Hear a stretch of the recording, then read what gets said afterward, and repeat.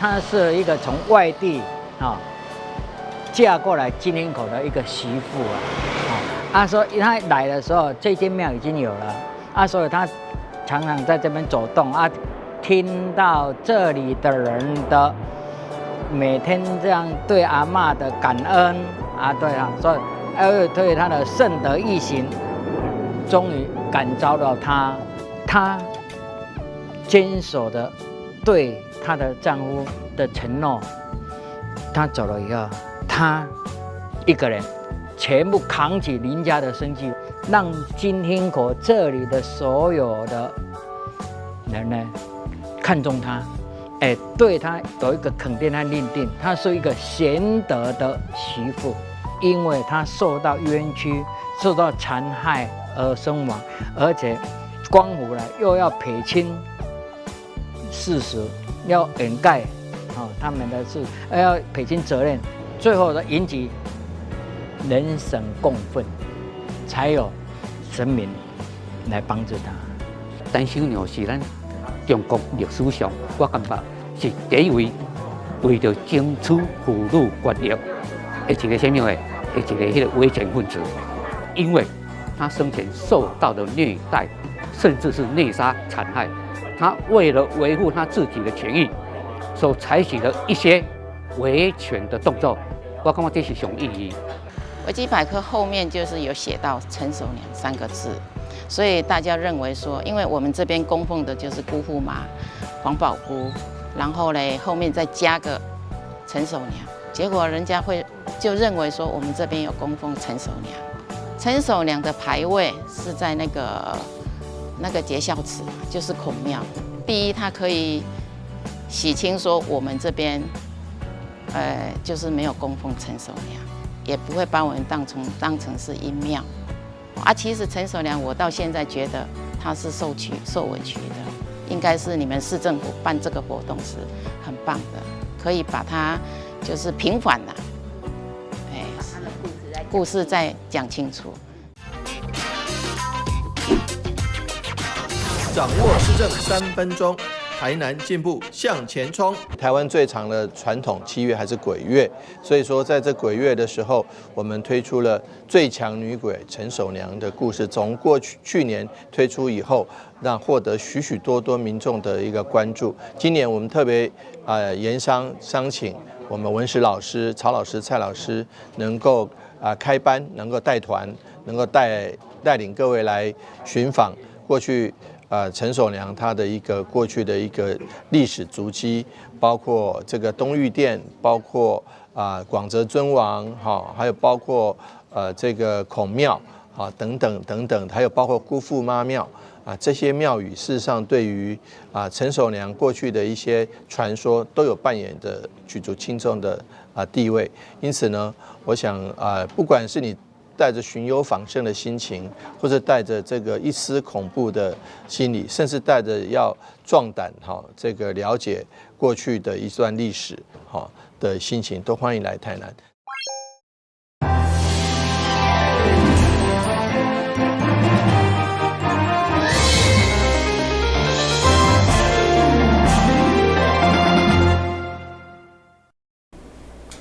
大家好，我是杨顺怀，欢迎收看9月11号礼拜1的中嘉台南电视新闻。台南市天狗日疫情严重，市内各校拢积极封闭，也毋过有教职人员向媒体表示，因防当作防疫的破口，若是有感染天狗日，就会防处分。所以教育局赶紧召开记者会澄清，表示绝对无这款代志。有媒体报道指出，台南市府防治天狗日疫情，除了爱教师打指令以外，若是校内有人员确诊，就会防处分。对此，台南市副市长叶铁山特别出面澄清，也表示教育局会积极督导各校，确保校园环境无被媒网的滋生。那在开学之后，其实防疫的工作在校园里面还是不断的在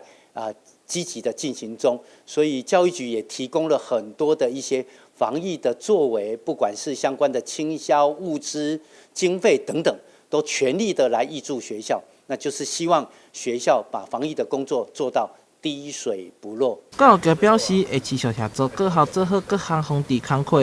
如果发现无做好资清，一定会来开罚。所以呼吁师生爱全力来配合。也毋过，若是确诊，教育局也有相关的配套措施。并没有人叮咬之后，那么具有传播传染力。所以在发病之后的5天，我们对师生呢也有一些配套，包括学生的部分，我们希望请假在家。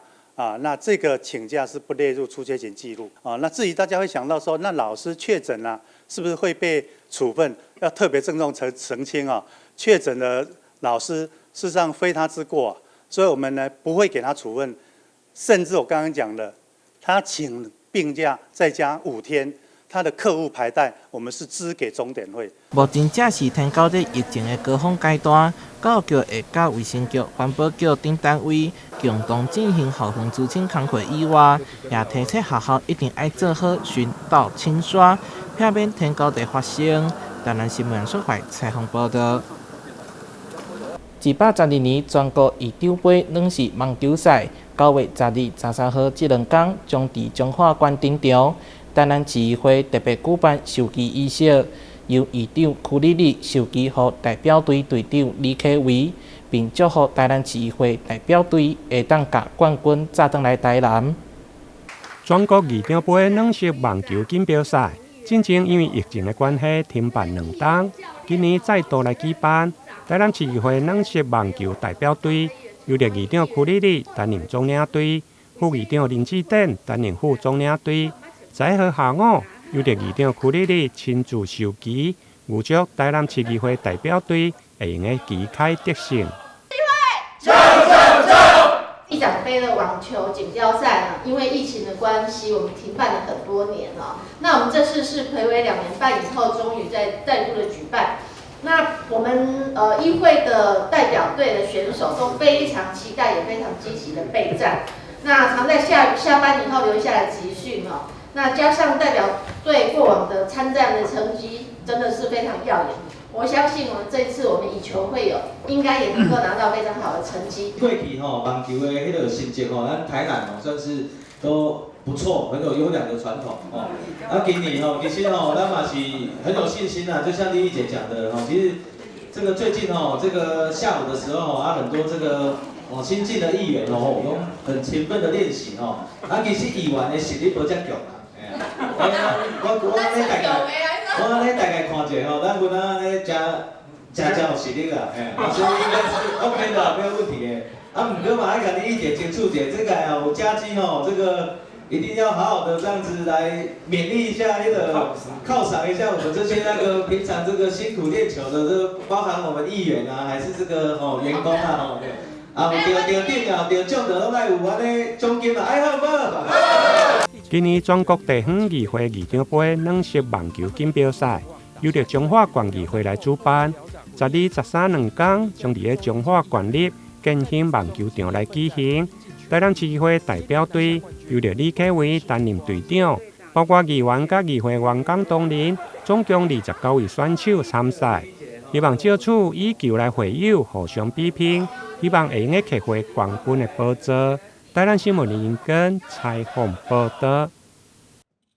由中嘉集團主辦的第1屆新媒體時代高峰論壇在屏東舉行，其中邀請到5位產官學界代表，除了將對媒體所用的跨界推動做分享，也甲來賓親自做討論。5位来自不同专业领域的产官学者，分别根据自身的经验来探讨媒体素养的创新与未来，其中包含了中嘉集团副董赖玄武、台师大大传所教授陈敏宏、卓越新闻奖基金会董事长苏正平、高雄市新闻局局长向冰河，以及中央通讯社董事长李永德，由台大新闻所教授洪真林主持，从各自的领域分享现在媒体与资讯生态的转变与可能的发展。假新闻或者很多不实的，其实我们基本上都可以归纳成是在 Internet 上。跨部门或跨域如何能协助我们在媒体素养教育上来做推动？但各位不用太多的期待，我没有谈的创新与未来，因为目前在做媒体素养推动的时候，就其实有碰到很多的困扰。记者可能很难做到绝对的客观或是获取的是100%的事实所以我们会用一个平衡的方式去尽量获取一个相对客观的一个报道的内容。网际网络带来的影响，已经让现今的媒体产业有了翻天覆地的变化。如今 AI 成显学之后，更会带来难以预料的冲击。为了推广媒体识读，以因应未来的趋势，替现代公民建构更好的媒体环境，中嘉集团举办新媒体时代高峰论坛，透过多位与谈人的分享，给予参与的产官学界代表更多的思考面向。媒体的创新，创新这个字，今年最重要的发生就是 AI 的演变。这是一定会发生的事情了，因为 AI 对这个科技的创新，对这个使用方式的突破，我们媒体的前途是非常不确定的。论坛中，台上台下也彼此进行讨论，更掀起了不少实务上的论战，都是为了能够营造出更好的媒体环境。针对媒体的识读，针对面对 AI 的挑战，针对我们台湾怎么样让媒体发展得更好，都有很精辟深入的一个分享跟讨论，个人收获良多，也非常期待未来这个节目能够这样的一个论坛能够再持续在推动。因为我们在屏东大学哈，所以我觉得全在屏东，其实在南台湾也是重视。好，就是不止在都会区，而且能够到不同的地方，好去讨论以及传播这样的一个议题。1个多小时的讨论，从产业、学术、官方各个方面进行解析。中嘉学院第1届的高峰论坛，针对媒体素养的未来，要透过各界的努力，提供给台湾更好的媒体内容。记者综合报道。咱先休困一下，马上回来新闻现场。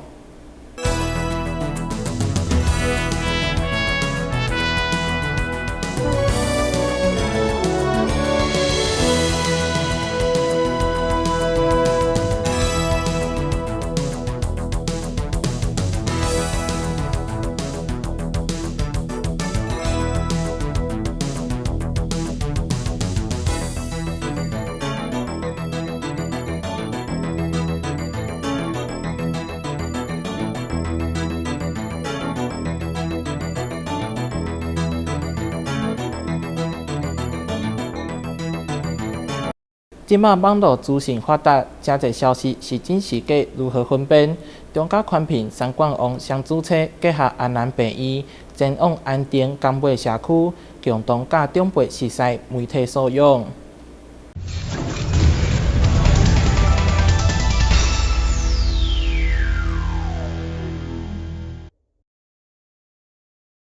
何谓媒体识读？包括认识、辨识媒体的基本能力，透过质疑、反省与判断，进一步解读阅读讯息的根本。由中嘉宽频三冠王双子星结合台南市立安南医院健康促进活动，8日上午深入安定港尾社区，教导民众认识媒体识读课程。有没有听过一句话？不要被怎么样？哦，对，没有错，掌声鼓励。媒体识读很重要的概念就是讲，你不要被媒体牵着鼻子走。卖人甲你讲啥，你可以相信啥；卖人叫你做啥，你做啥。人该看这些文章是来自哪个专家讲，你相信这是哪个专家。有时阵很多人都喜欢找那些专家背书啦，不过讲是迄无一定啊。中嘉宽频三冠王双子星讲师许曼珍，透过生动活泼的图文，甚至影音、影片，教导长辈如何判断消息的真假，并将查核的9大步骤转成数字的宾果游戏，让长辈从游戏中加强消息查核的办法与平台。当地理事长、长者与护理师都觉得收获满满。今仔日啊，咱这个中嘉集团跟咱的安南病院合作来办这个活动吼，对咱老一辈咱这长者伫咱社区平常时所接触到电视啦还是各方，比如讲一寡商品的广告伊这讯息真的假的判断有非常大的帮助。这对于咱社区平常时对于这个消息来源的判断有非常大的帮助。今仔日真的是大家来参加的这社区的时代，拢收获真侪。迄话拢真的话假，无一定啊。有事实的，就互大家知影，大家了解无事实的，我就无可能。现场透过游戏与有奖征答，每位长者都相当踊跃。社区发展协会也感谢中嘉宽频主动宣导，让社区的长辈学了一课如何判断消息的真假。记者林根台南报道。台南市脊髓损伤协会护控把术脑骨需要汰换，协会虽然自筹80万，但个经费也是无够，所以台南市警察局第4分局局长王子雄联合新闻合作会会长罗友礼，捐出50万来帮助协会。台南市警察局第4分局长王子雄有一届透过友联赛主会第35届会长杨春娥，知影台南市脊髓损伤者协会护控把式脑具考量重安全性以及便利性，想要换一台新的护控把式。协会虽然自筹大约80万，但油源不足。对此，王子雄特别去拜访罗友礼，希望会当帮助到脊髓损伤的朋友。台南市政府警察局第4分局今年咧一个社区警政再出发方案，我们会掌握社区动态，主动关爱社区，营造警民和谐。所以我们在做社区服务的时候，做社区警政的时候啊，我们会请同仁去做，那分局长在做。那所以今年初啊，很多机会啊，跟我们天后宫的主委，也是我们圣人佛主委会长卢会长在讲这些事情。那会长直直甲我交代，我副局长啊，咱警察同事吼，才认真伫各角落，一定一个做事团体，甲需要关怀的对象，啊，总有需要。甲会长报告，因为会长哦，定定受到吼合作的指示，新闻合作会都要做这好代志。罗友礼表示，成立40多档的新闻合作会，一直以来拢遵照观音合作的旨意，全体会员拢时时咧做善事，也希望透过这次的活动，互社会更加和谐。阮新闻合作会吼，40几年来成立吼，伫初成立的时候吼，就是遵守合作的这个旨意。一定要出来做这个对这个社会啊公益的代志吼，爱去进行去推动。啊，这届呢，拄啊，若听到迄个副局长，第4分局副局长王局长有咧讲，迄个咱迄个脊髓迄个协会吼，已经迄台迄个副干妈树已经老旧啦，啊，无搁换袂上。啊，咱也知影，这个残障的这脊髓的人吼，这个咧。迄个坐车坐足袂方便，啊，若有专属家己的车咧接送咧创啥时候，会增加互伊咧做代志更较顺利安尼。啊，所以吼，我第一个时间我就讲了，阮这就是阮新闻合作的吼，合作之意的这个爱做的代志吼。啊，所以阮捐一个50万吼，啊，大家来做一个带头吼，啊，希望吼大家即个善心团体含迄个善心的人士吼，会当共同来参与。关键也是即天，第4分局长王子雄、社会局副局长叶志明、市员罗坤福、李启伟、安平开大天后宫总干事林国明、警察指挥会安平办事处主任王富明也出席现场，共同见证。新闻合作会会长罗友礼也希望透过这次活动抛砖引玉，号召更多人关心弱势团体。记者张世伟采访报道。为了感谢消防救难人员以及区里防疫人员，好买了救难队的顾问，特别购买文旦抗防疫用品，送予后甲消防队、好买了救难队以及东区冲突力志工队，感谢因这一站的辛劳。为感谢第一线防疫以及救灾人员的辛劳，民间企业佑中汽车美容公司负责人郭之成特别购买了文旦以及防疫用品，送予好买了救难队以及消防兄弟。为了因总是徛伫第一线，维护百姓生命财产安全。体恤我们虎尾寮救援队及后脚消防分队在这风灾救灾这期间都很辛苦。然后我也是希望说进一个民间企业的小公司来捐赠一些文旦和礼品给消防分队，还有这些救灾的弟兄，帮他们加油打气。非常感谢他，因为我们这几年的尤其是这一次的台风我们队员参与就帮我们在我们惠寮社区跟东区这边有一些路树倒塌跟路上排除的一些工作谢谢他中秋节这一次的对我们队员的慰劳也因为我们民间救援团体就是为能够维持的话，就是靠我们这些民间的一些企业家的帮忙在此非常的感谢。除了这次伫后家消防队的捐赠，8日伫佑中汽车美容公司，嘛有感谢中德里志工队的活动。民间企业用家己小小心意，希望会当向这救灾防疫英雄表达出心中大大感谢。记者张世伟采访报道。在连续大雨以后，公园内面出现一只白色的菇，专业营养师就向大家提醒，这个菇有的无清气，有的甚至有毒，千万唔通因为好奇就黑白摕来食，避免危害到身体健康。